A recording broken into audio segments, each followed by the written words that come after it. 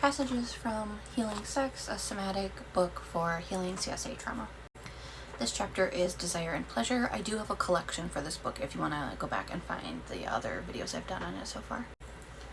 Allowing yourself your own desire might not come naturally to you if you were sexually abused as a kid. Childhood sexual abuse gave you a lot of practice in suffering, checking out, and enduring, and not a lot of experience of pleasure.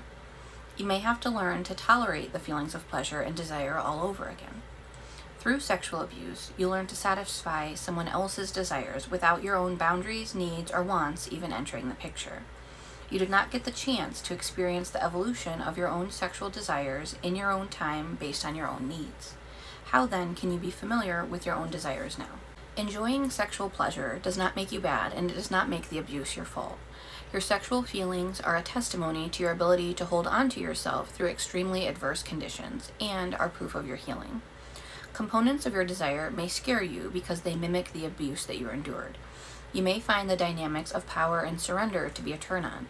Nothing is wrong with this. The difference between childhood sexual abuse and adult consensual sex is that in adult sex, both partners have matured sexually and have the ability to make choices for themselves. In consensual sex, you are not being coerced, manipulated, or misused. Both partners' needs, boundaries, and desires are considered. Those of us who have been sexually abused may mistake sexual energy for abuse itself. Part of your job in healing will be to learn to differentiate sex from abuse. Just like money, sexual energy can be used for beneficial or destructive needs.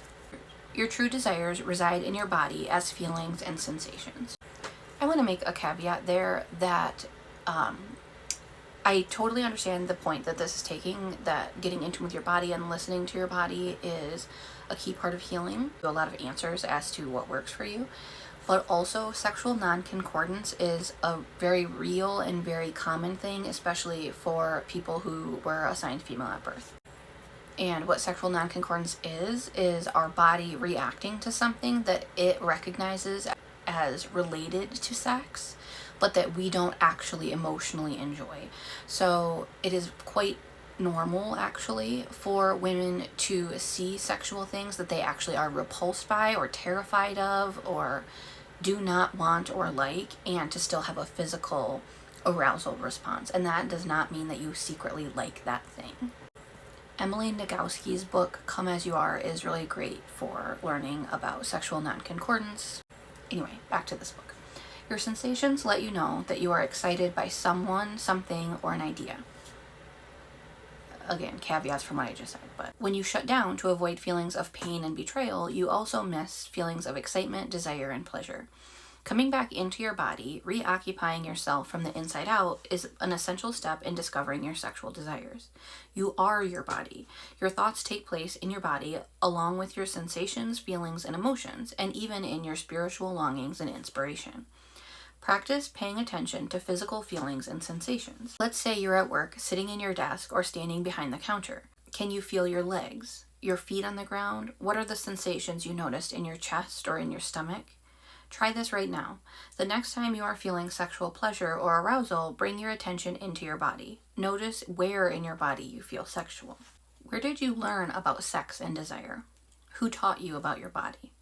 What did your family, your abuser, your school, or religious affiliations teach you about sex and about your sexuality in particular? Is this what you want to believe?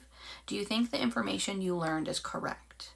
These questions provide a good beginning for your sexual self-education. Something I have had to come to realize in my own healing journey, and I imagine this is pretty common, is that there were things I heard and that people around me believed when I was a kid that I have rejected for a really long time. Like, I have known in my logical brain that it's bullshit and can even be repulsed by some types of messaging and things that I heard and things I knew people to believe around me. And me being able to logically recognize that that is not what I would choose to believe does not mean that my nervous system didn't absorb that bullshit. I convinced myself for a lot of years that because I logically didn't believe in those things, that they weren't affecting me anymore, and that's not how it works. Knowing something is false in your head and like truly not believing it in your body and in your emotions are often two very different things for trauma survivors. And so, unfortunately, in order to heal the things that our bodies believe about us, about gender, about sex, all these different things, we have to get in touch with what our bodies believe to be true, even when they really strongly contradict our chosen logical conscious beliefs. This next section uses two words that I am not sure are tolerated. So I'm going to spell them once to let you know what they are, and then I'll just be using a letter to symbolize them. One is VIRGINS, which is V. The other is WHORES, which is W. Most of us are familiar with the model of women's sexuality that permits us to either be V's or W's. As women, we are not supposed to like sex, much less be fully expressed sexually on our own terms. Quite a radical thought, huh?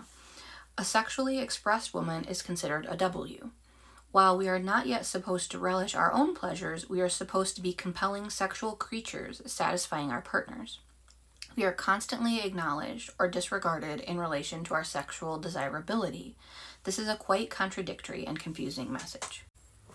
I think that's super messy and confusing for any woman, but then you add in sexual trauma that frequently makes people either hypersexual or hyposexual, and the shame that frequently is experienced with a sexual trauma gets added onto this, and it just gets really intense and really difficult.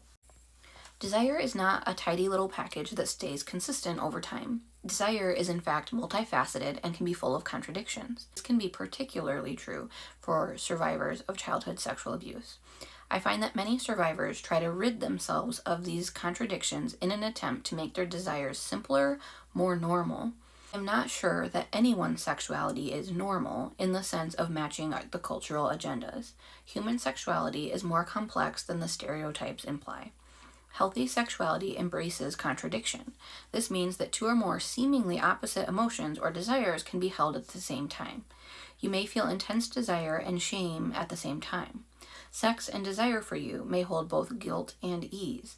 You may want to be loved tenderly, to touch softly and be held, while another part of you wants to bite, whip, or tie someone up.